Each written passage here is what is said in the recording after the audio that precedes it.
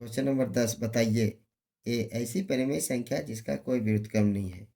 वह कौन सी ऐसी परिमेय संख्या है जिसका कोई व्युत्क्रम नहीं है? उसका उत्तर होगा 0। क्वेश्चन नंबर बी परिमेय संख्याएं जो अपने व्युत्क्रम के समान है। कौन ऐसी परिमेय संख्या है जो अपने व्युत्क्रम के समान है? इसका उत्तर -1 होगा और 1 ही होगा, क्योंकि -1 को पलटने पर -1 ही आएगा और 1 को भी पलटेंगे तो 1 ही आएगा। ये इसका आंसर हो जाएगा। क्वेश्चन नंबर सी परिमेय संख्या जो अपने ऋणात्मक के समान है। इसका उत्तर होगा 0। क्वेश्चन नंबर डी क्या परिमेय संख्या भाग के अंतर्गत सदैव सम्मिलित होती हैं? परिमेय संख्या भाग तथा क्या बोलते हैं घटाव के अंतर्गत सदैव सम्मिलित नहीं होती है, तो इसका उत्तर नहीं होगा। भाग में भी नहीं होता है और घटाव में भी नहीं होता है सम्मिलित। क्वेश्चन नंबर ई क्या परिमेय संख्याएं भाग के अंतर्गत सदैव क्रम विनिमय है? इसका भी उत्तर नहीं होगा। भाग और घटाव में कभी भाग और घटाव के अंतर्गत कभी क्रम विनिमय नहीं होता है। क्वेश्चन नंबर एफ क्या परिमेय संख्याएं भाग के अंतर्गत सहचार्य हैं? इसका भी उत्तर नहीं होगा। भाग और घटाव में कभी सहचार्य नहीं होता है, सहचार्य का नियम लागू नहीं होता है। अब जी क्या हम 1 को 0 से भाग कर सकते हैं? चलिए देखते हैं भाग करके। 0 से 1 को भाग देंगे तो 0 का पहाड़ा कितनों भी पढ़ लें तो उसका उत्तर पूरा पूरा भाग नहीं लगेगा, इसलिए इसका उत्तर नहीं होगा। नहीं। 11 रिक्त स्थानों को भरिए। ए शून्य का व्युत्क्रम खाली स्थान है। इसका उत्तर होगा नहीं है, शून्य का व्युत्क्रम नहीं होता है। संख्याएं खाली स्थान तथा खाली स्थान स्वयं के व्युत्क्रम होती है। कौन सी संख्याएं अपने का व्युत्क्रम होती है?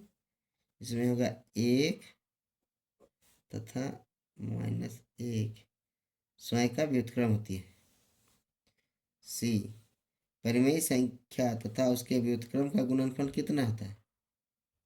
एक परिमेय संख्या लेंगे उसका व्युत्क्रम उसका उल्टा, जैसे 5/3 लिए, फिर इसको उल्टा कर दिए 3/5 को काटेंगे तो उत्तर क्या आएगा 1। तो यहाँ उत्तर क्या होगा 1।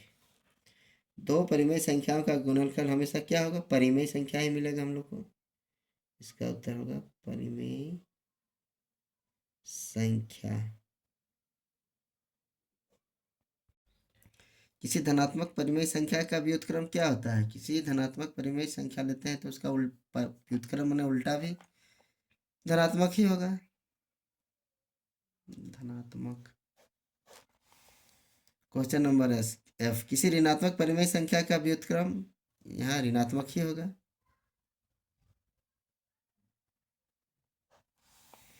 1/x का व्युत्क्रम क्या होगा? 1/x को पलट देंगे तो क्या होगा? x ऊपर आ जाएगा, तो हाँ उत्तर होगा x।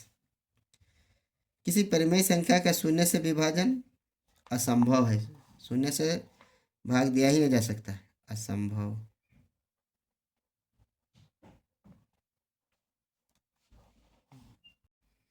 क्वेश्चन नंबर 12 उत्तर दीजिए। ए क्या घटाव 1/1/8 का गुणात्मक प्रतिलोम 8/9 है?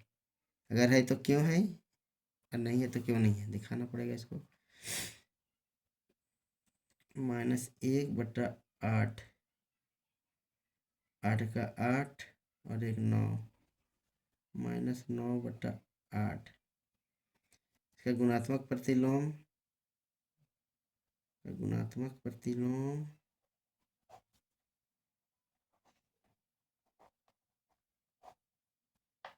8/9, तो इसका गुणात्मक प्रतिलोम 8/-9 आ रहा है। आना चाहिए 8/9 लेकिन आ रहा है 8/-9, इसलिए नहीं होगा इसका।